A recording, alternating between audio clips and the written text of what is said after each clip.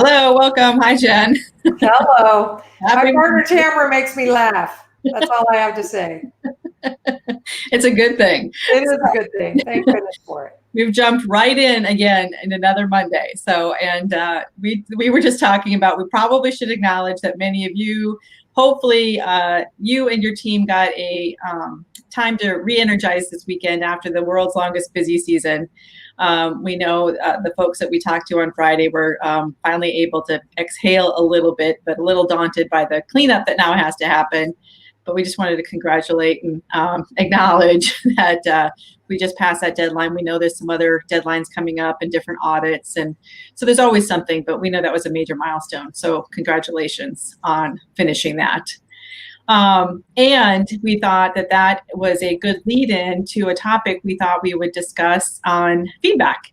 And this is a good time to kind of reassess the few weeks we have now between now and the end of the year as we prepare for our next busy season, our next peak periods. We'll be doing a lot of planning, both internally, but also with clients. And it's an opportunity to stop and assess and provide some straight feedback so that we can continue to get better. You know, we always talk about get better culture and how can we continue to improve. And we can't improve if we're not acknowledging feedback and we're not being straight about it. So Jen, I don't know if you had some thoughts to kick us off with that in addition to what I just set up there.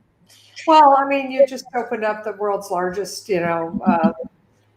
opportunity for discussion. So I love the topic of feedback, and none of us gets enough, and maybe none of us is open enough. And so I'm going to start with, are we open enough? And then we can dig into sort of like, why don't we give it?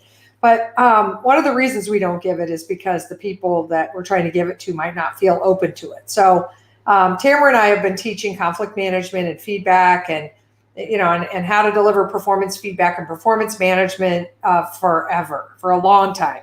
And it wasn't until maybe 3 or 4 years ago that we realized, wow, we can help people be really good at delivering feedback. But if they're delivering it to a brick wall, we haven't accomplished much. So part of the feedback culture in your firm needs to be recognizing that we need to not only teach the skills of delivering feedback, but accepting feedback. And what does that look like? And I will tell you right now that we can tell right away if you've got a good feedback culture when we're interacting with your managing partner or CEO and your executive committee and operational leaders, when there's something to share about the firm that isn't quite there, whether they seem sort of gracious about the feedback and willing to like accept and look at it and grateful even for it, or if they're like, no, let me tell you why that feedback's wrong. Right.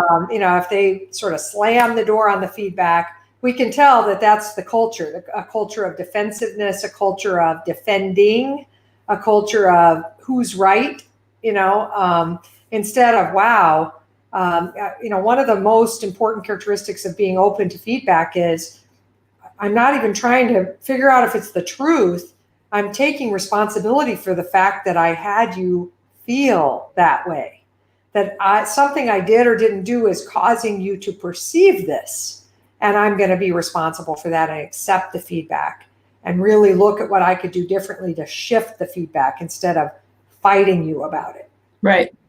Well, and I think it also goes to, so there's the personal feedback that what I might be doing. We say, creating a perception, as leaders, we're responsible for that perception, whether it's the truth or not. And that's what you were just saying is, how am I causing that?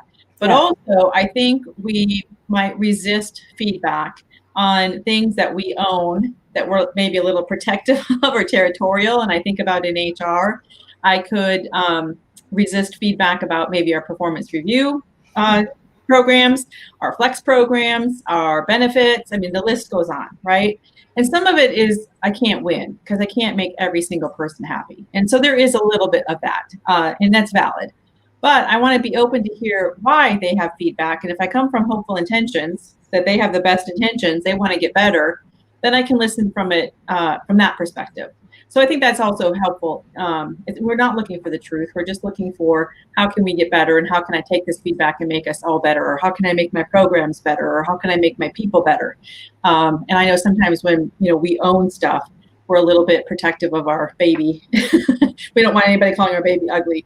And so we have to be careful of that and be open to, why they're, sharing that and what we might be able to gain from that. Yeah, I agree with that. I also think, Tamera, that, we're both of us have said, don't be worried if it's the truth or not. The truth will out. I mean, we'll figure it out later. We'll get to the bottom of whatever we need to get to the bottom of. If we need to take feedback back and do some research and gather some statistics and figure out what the truth is, that's fine. We can do that later. In the moment of getting the feedback, we don't need to argue it. We need to hear it. And you can't hear it if you're arguing or defending.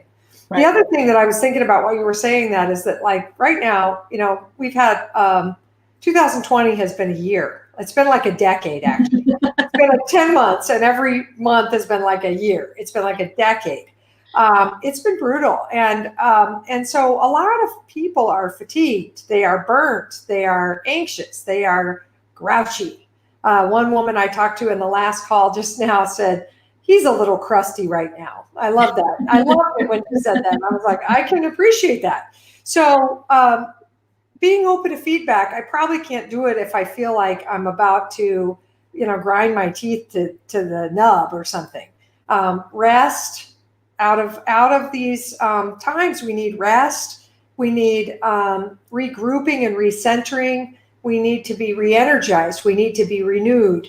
You cannot accept feedback with your eyebrows down and your arms crossed and you're just super grouchy and can't wait to just get off, finish the day or whatever. That's not probably the place to be saying, hey, I'm ready for some feedback now. But we can't just always be crusty and grouchy and not willing to take feedback. We got to find a way to get in the right framework and be open to it. So And probably don't do it. We like to say, don't do it on Friday afternoon. Probably not a good time. We're tired. We're looking to the weekend.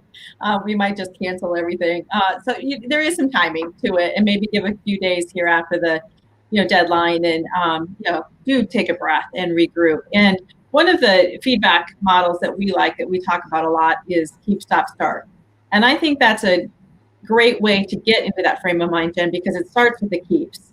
We do want to acknowledge what's going well. And often we think about feedback as only about the stuff we can improve or that's wrong. And if we stop and say, we want to build on this foundation of what's going well, what we want to continue, I think that's a great mindset place to start, but also to reinforce, what we want to make sure we continue, and don't break it with other things that we might be doing. I think sometimes in the keep, though, also, I might want to continue something, keep or continue something. You might not want to continue or keep something. So it could uncover a discussion about that as we're evaluating what we should keep and stop. But I think that's a great place to look. And then what should we stop doing? And we like to say, if anything, because stops can often turn into a start. But there might be some things that we should just stop doing. And then what should we start doing? And we have just found that's a great framework, so we could evaluate how this last tax season went. The October 16th one, maybe the whole year, the October 16th one, or how that last client engagement went, or how is our remote going so far this year, or, we can make the list, whatever needs to go inside of that. What do we want to keep, stop, start doing? And that, we talked about priorities the last couple of times. That can then help us start to identify what our priorities are. It's a way to get agreement on our priorities, because we could pick it from some of those starts. Right. And keep, stop, start is awesome for not just giving feedback. I like it for giving feedback. I'm kind of a note taker or a muser. I like to write. And so I like to have that framework to just put notes in as I'm thinking about having a conversation with somebody about something. I'll use the keep, stop, start framework to just make my notes, and then I'll decide which of those items I'm going to share.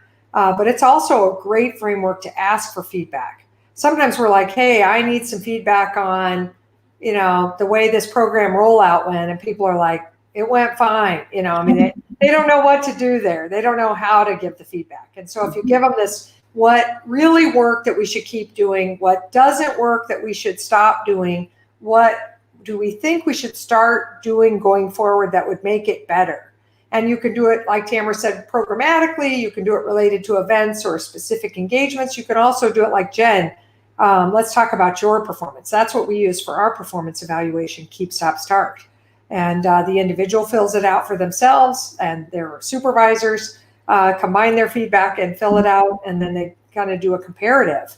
And you can see where, sort of how self-aware someone is, but also you can then hear the things that they feel that they really need to shift. I want to say something about the stops for a moment. Yeah. And that is that when we're talking about ourselves, like you could do keep, stop, start right now, especially those of you who are feeling sort of disconsolate, beat up, and like, I'm not going to have another busy season like that or something. You know what I mean? Like, how can we change this? Or how can I change the mix of my work? Stops are so important. Now, for evaluating someone else, like Tamera said, maybe I'll avoid saying stop doing this because it sounds so parental and negative, and instead suggest a start that could be the opposite of the stop. But for my own job, my own role, my own well-being, the stops are the most important, because I can't really start anything new if I'm already overwhelmed. If you don't have any stops in your overall career development plan for yourself, you're not going to add anything. And if you do add it, you're just going to add more crustiness, frustration, irritation, grouchiness to your life. More, how did I get here? The only way that you can sort of clean that up is through stops. And I'm saying that to you, and I'm saying that to me too, man. I need some stops. I'm going to list this week. I'm going to hardcore clean out the closet of my stuff and put some stops down as we get into the end of this year for sure. And stop is a great developmental opportunity, because maybe there's something I should stop because maybe Tom should start doing it. And I haven't let go, by the way. Right. It's a great way to identify what should I be delegating and then developing Tom in that example. And so we like it from that perspective also. But it also there's some things that we're probably doing that are maybe not necessary, or we have to prioritize, and we can say, let's stop doing this. We don't need it. It's not necessary right now. So there's lots of ways to use those stops, but it does help you reduce. Clean out your closet, like you said. Yeah. So I think that's excellent. For sure. So I wonder, Tamera, if we should shift gears the tiniest bit and talk a little bit about the 360 feedback that we do in our leadership development programs, and not for the purpose of promoting that, but just what our experience is delivering it. So maybe you want to start off that topic. Yeah, so in our leadership programs and in our individual coaching programs that we do, we always like to start with where are we right now and getting an assessment. And we like to equate it to like Google Maps, your starting point. And it does get that self-awareness piece also that Jen, you just talked about, because then I can find out, what's their perception. We would have them do an evaluation or assessment on themselves. And then we would get an assessment on peers, partners, people superior to them, and staff, people that report to them or work with them on jobs, and probably from other departments too. And often we get told in that process that this is the most straight feedback that we've ever received. Also the most specific feedback, because we leave it open-ended. We ask for strengths, weaknesses, opportunities, and strengths, 3 of each. By the way, the same applies to the keep, stop, start. You don't need that many. Right? That's one mistake we make, is we make a laundry list. And first of all, I can't digest all of that. And second, I want to focus on themes. So we like to narrow it. And so that specificity of that feedback is so important, because then I know what I can do to change. Often the feedback we get, maybe it's a rating scale, and I get a 3 out of 5, and that doesn't tell me what do I need to do to improve. And so the specificity that we're able to provide with the 360 assessment is incredible and so valuable. It's so action oriented that we've just found that to be a really great process. People, they say that's one of the number one things that they get out of the programs. Well, and I think one of the sad findings is that most people that we deliver this feedback to, and I don't know, Tamera, how many times you and I do it a year, and Renee and others, but let's just say that each of us is delivering feedback 25 times or something like that, each to these usually future leaders, but not always. Sometimes it's to mature leaders in organizations. The sad news is when we deliver their 360, first of all, I guess I'll bright side it. The bright side is they aren't like mostly they're not indignant and they're not shocked. They're not like, oh, that's me. They're not, it's not a surprise party. It's usually like, yeah, that's pretty much me. Doesn't mean it was all comfortable. Right. It just means that it feels valid. But the sad part is most of them say, I don't know why no one at our firm has ever really talked to me about this stuff. Like, we don't discuss this. And nobody's raised these issues with me before. And the issues they vary widely, folks. We know that. It's like a thumbprint or something. Every person's unique and different, and their feedback is different. But it could be things like, you don't speak up in meetings. You're silent. And we can't tell where you stand, and we wonder if you are engaged, and we don't know if you care, and we can't see what's behind your eyeballs, and we can't tell what you're thinking, and it's odd, and it's hard for you to progress without starting to talk now more. That's an example. Or you dominate meetings. Right. You refuse to be quiet. You take hardcore positions no one can come off of. You offend people. You're blunt, whatever. And maybe we're not going to deliver either of those feedbacks that bluntly, but that's the message. It's all over the place, though, ranging from, you need to increase your technical skills, which, by the way, is not feedback. That's like a weird statement. So we have to dig into that one and say, what does that mean? Which technical skills and how much development do we need to do? You haven't really developed a personal network yet, and you need to get out there and do that. That might be an opportunity for folks. So it's very different what the feedback is, but most would say, I don't have anybody in our firm that has trusted me enough to have this conversation with me that you're having. And that makes us sad. Yeah, I would agree. And I think one of the reasons, if I were to speculate, there's lots of reasons that feedback doesn't get delivered. One is I'm conflict avoidant. Like we're in a conflict avoidant profession, and just the personality. But I also think, to your example about technical, or we hear executive presence, where they need to improve their communication. Like, there's this whole bunch of phrases that we say that are general, and I can't spit a result out of a financial performance software system. And so how do I measure it?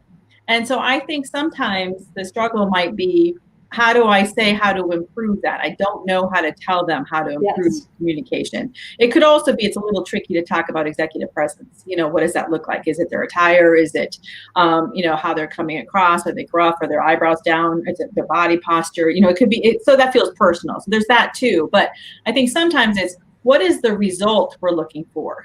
What do I want to see happen in that meeting? I would like to hear your voice. I would like to hear you affirm that we're on the same page. Or I would like to see you be able to have these reviews done with less review notes, and for you to be able to lead the next two. Like, I can start to get specific about what that is.